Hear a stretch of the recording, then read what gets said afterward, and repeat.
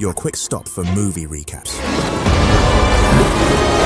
Get all the highlights and mind-blowing twists in just minutes. Our movie begins in East Malaysia, where a space shuttle crashes from a space mission to collect samples from an unknown location in space. The observation tower, which was monitoring the shuttle's journey, is located in California, United States. The owner of the company behind the shuttle travel project and the research conducted on the space samples is a man named Drake. Drake is present at the observation tower, monitoring the shuttle's activities. He learns that they collected 4 black objects, which are the space samples, but one of them escapes. At the crash site, one of the astronauts is still alive and is transported to a hospital in Malaysia. However, on the way, while in the ambulance, something strange happens. The black substance takes over the injured astronaut, exits his body, and possesses the Malaysian paramedic in the ambulance, killing the driver. The ambulance overturns, but the paramedic emerges unharmed due to the black substance. She then aims to reach Drake's company. In San Francisco, there is an investigative journalist named Eddie who lives with his girlfriend, Annie. Annie works at Drake's Life Foundation.